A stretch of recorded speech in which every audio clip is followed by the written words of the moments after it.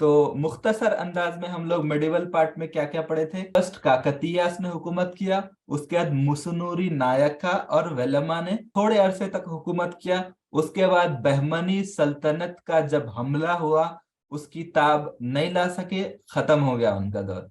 फिर उसके बाद बहमनी सुल्तानों ने दक्कन की सरजमीन पे हुकूमत किया था। उसके बाद कुतुब शाही दौर का आगाज हुआ था, और उसके बाद आसिफ जाही दौर शुरू हुआ था। तो आसिफ जाही दौर तक जो था, जो पीरियड है, उसको क्या बोलते हैं हम लोग? Medieval medieval part period. बोलते हैं, ठीक है।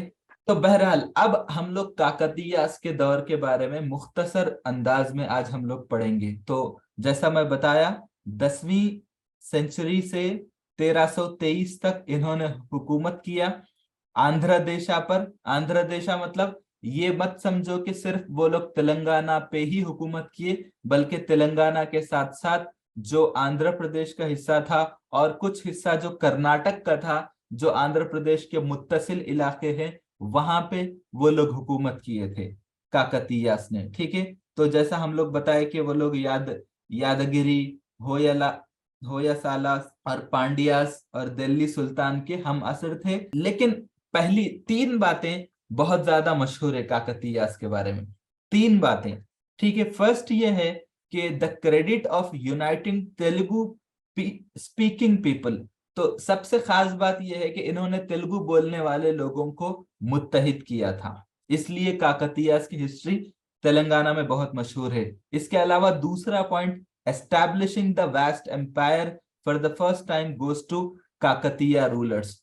तो एक बहुत बड़ा हिस्सा इन्होंने मतलब अपने हुकूमत के तहत लाया था। बहुत बड़े जमीन पर बहुत बड़ी वुसात के साथ इन लोगों ने हुकूमत किया था, बहुत बड़ी सल्तनत थी इन लोगों की।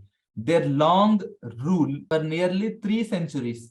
अब आप सोचिए, 5 साल अगर कोई गवर्नमेंट गवर्नमेंट चला रहा, तो उसको भरोसा नहीं है कि अगले साल इलेक्शन जीतूंगा या नहीं जीतूंगा।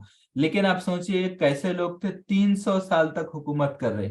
आप सोचिए, थोड़ी देर के लिए आप तसव्वुर करिए कैसा कर रहे होंगे हुकूमत, 300 साल तक हुकूमत किए। कैसा कैसा सिर्फ इंडिपेंडेंट रह के करेगा? नहीं, पहले सेमी इंडिपेंडेंट थे, पहले थोड़े से हिस्से पे महदूद इख्तियारात के साथ हुकूमत की। उसके बाद सॉवरेन रूलर्स बन गए, मतलब खुद मुख्तार रूलर्स बन गए, ठीक। प्रोवाइडेड, तीसरी सबसे अहम बात यह है कि identity to Telugu people and their abilities. तो इन लोगों ने क्या किया कि अपने हुकूमत के जरिए तेलुगु बोलने वाले लोगों को हिंदुस्तान के नक्शे पे लाके खड़ा किया, और उनकी काबिलियतों को अपनी हुकूमत के दौर में ऊपर लाए। बोले कि हम तेलुगु वाले कम नहीं हैं, मतलब तेलुगु वाले मतलब दक्कन भी आ गया उसके अंदर।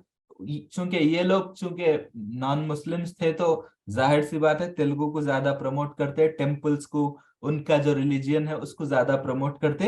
इट मीन्स सारे लोग जो दक्कन के इलाके में थे, उनके लोगों की अहमियतों काबिलियतों को दुनिया के नक्शे पे लाके पेश करे थे। तो इनके हिस्ट्री पे जो लोग ज्यादा काम करे, जो मशहूर लोग हैं, वो जैसा नीलकंठ शास्त्री है, एम रामा राव है।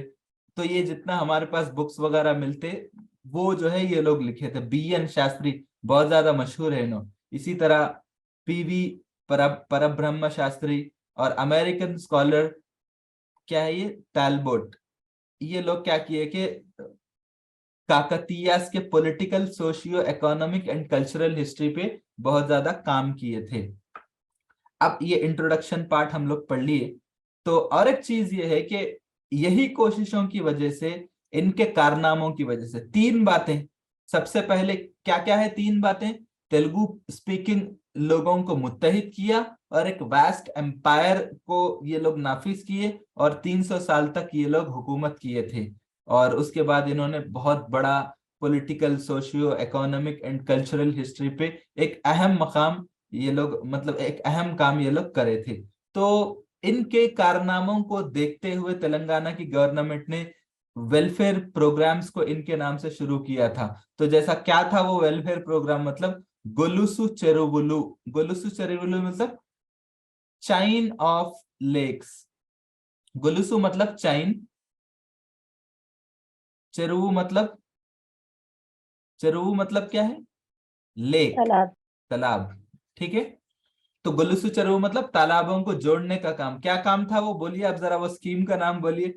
मिशन काकतीया ये लोग शुरू करे थे। क्यों? To improve irrigation facilities to mission agriculture. तो काकतीय मिशन एग्रीकल्चर को भगीरथ। इरिगेशन फैसिलिटीज मतलब ज़राअत को पानी की सहूलतें बढ़ाने के लिए क्या करें?